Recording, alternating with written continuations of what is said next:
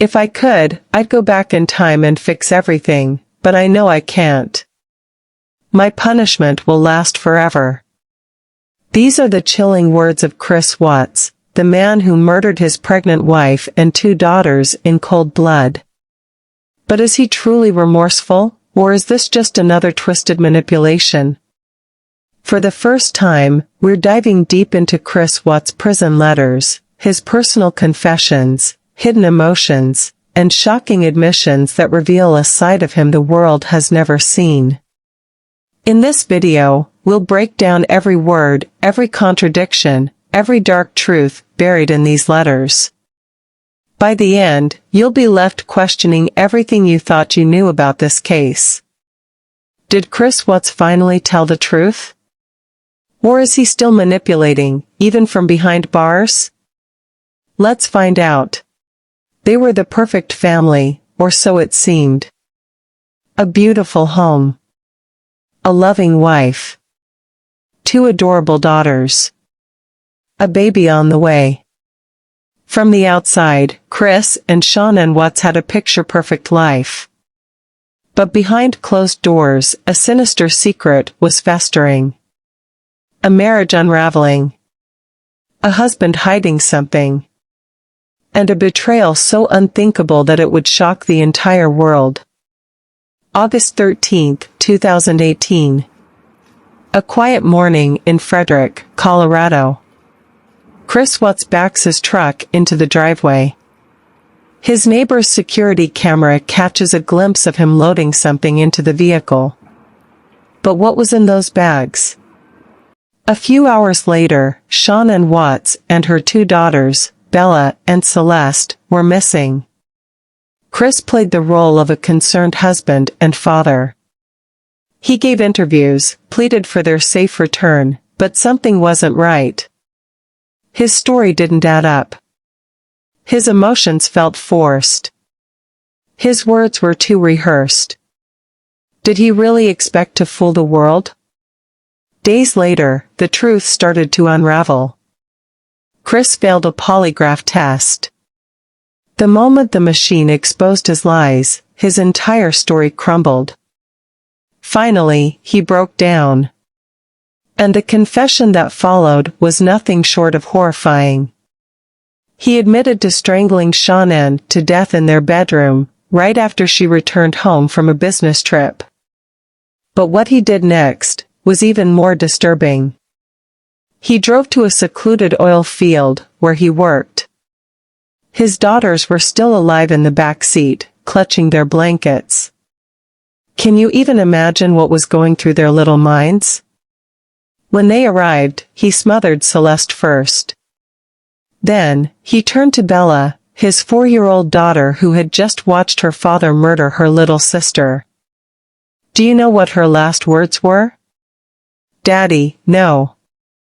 Then, he forced their tiny bodies into separate oil tanks.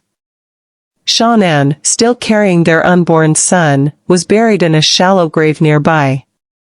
Chris Watts thought he had committed the perfect crime. But he underestimated the power of forensic evidence, body language analysis, and his own guilt. When investigators pushed him for more answers, his story kept changing. First, he claimed Shanann killed the kids. Then, he admitted to everything, sort of. But was his confession the whole truth? Or was there more to the story than even he was willing to admit? Because once he was locked away, he started writing. And what he revealed in those letters will leave you questioning everything. Let's hear from Chris himself. Inside his prison cell, Chris Watts picked up a pen and began to write. This was his chance to explain himself. To set the record straight. To reveal what really happened. Or, was this just another attempt to rewrite the narrative? I didn't mean for it to happen. I was in a dark place, and I didn't know how to stop it. If I could take it back, I would. But I can't. My punishment will last forever. I didn't mean for it to happen. Let's stop right there. Do you hear what he's saying? Or, more importantly, do you hear what he's not saying? He isn't taking full responsibility. He isn't saying, I chose to do this. He isn't saying, I murdered my wife and children in cold blood. Instead, he's saying, I didn't mean for it to happen. What does that even mean? Was it an accident? No. Was it a moment of lost control? Maybe that's what he wants you to think. But think about this, Chris Watts strangled his wife. Do you know how long that takes? Experts say it takes between 2 to 5 minutes for someone to die by strangulation. That's a long time. Long enough for him to stop. Long enough for him to realize what he was doing. But he didn't stop. And after that? He still had a choice. His daughters were alive in the back seat of his truck. He could have turned around. He could have called the police. But instead, he drove 45 minutes to an oil site and smothered them one by one. So, does this sound like something that just happened? Or does this sound like a man trying to shift blame, not just from himself, but onto something more vague, something out of his control? What do you think? Do these words show genuine remorse, or is this just another manipulation? Chris Watts wrote many letters from his prison cell, but this one describes the last moments of his wife's life.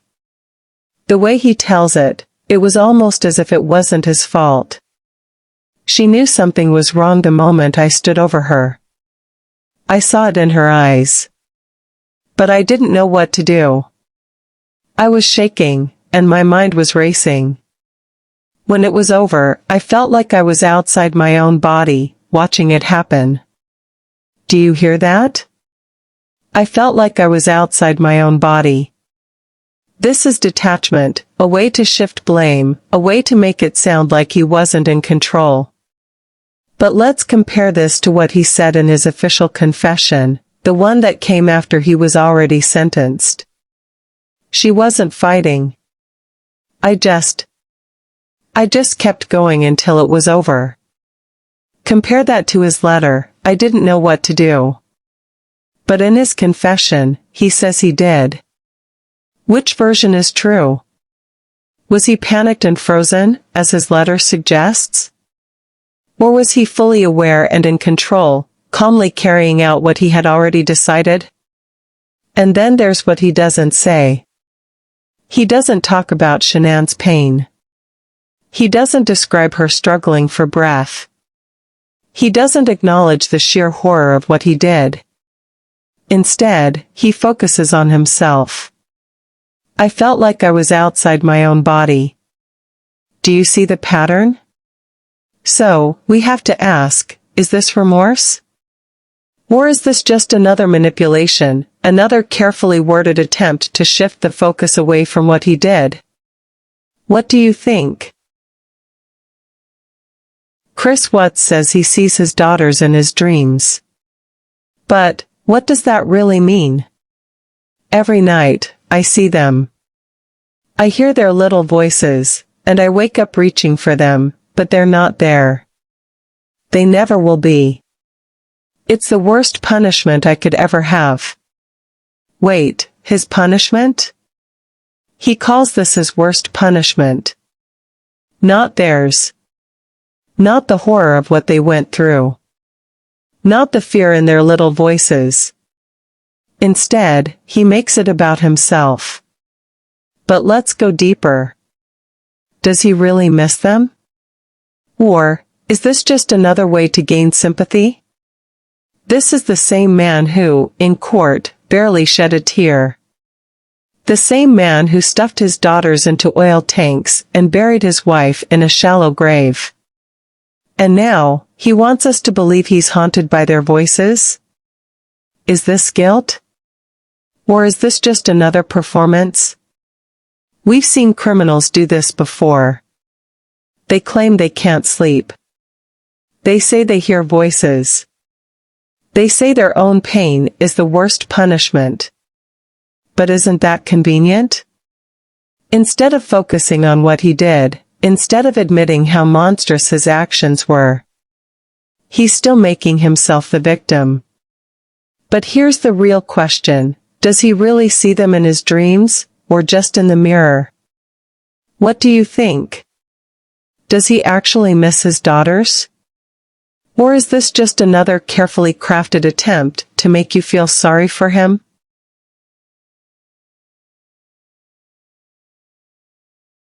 Chris Watts' letters paint a picture of a man haunted by his actions, someone who sees his daughters in his dreams, who claims he didn't mean for it to happen.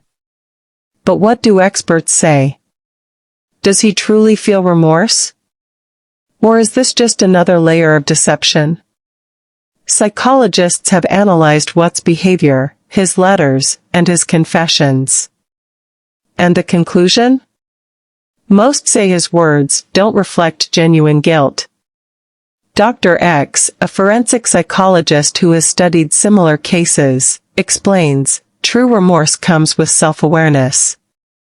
Watts doesn't show that. Instead, he shifts focus onto himself, describing his own suffering rather than acknowledging the pain he caused. Think about it: when he describes his daughters, does he talk about who they were? Their favorite songs? Their laughs? No. Instead, he focuses on how he suffers without them. This is classic narcissistic behavior. Criminal experts say many convicted murderers write letters from prison. They claim to be tormented. They say they cry at night. But when you read between the lines, a pattern emerges. It's not about their victims. It's about themselves. Let's compare Watts' letters to other notorious killers who wrote from prison. All three talk about their own pain, their own suffering. But very few acknowledge the horror they inflicted on others. They all say, "I wish I could take it back." But here's the thing: that's not the same as saying, "I accept what I did. I know I destroyed lives."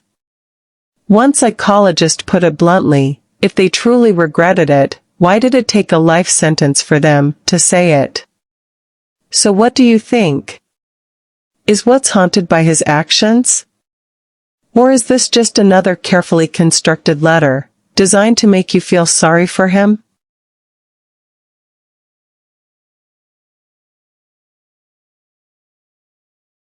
Just when you think you've heard it all, there's one more chilling revelation from Watts' letters.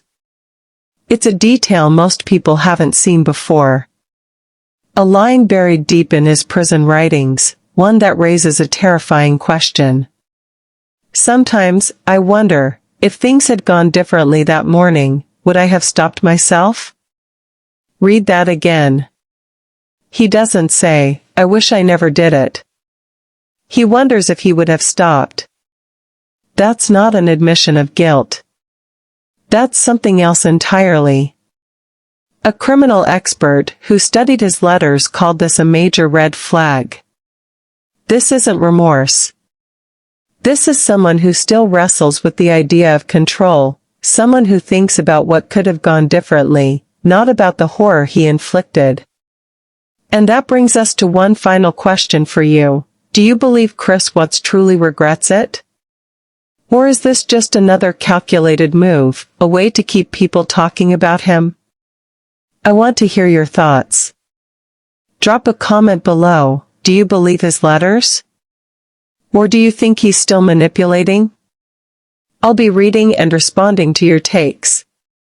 And if you want more shocking family betrayal cases, don't forget to hit that subscribe button. Turn on notifications so you never miss a new deep dive.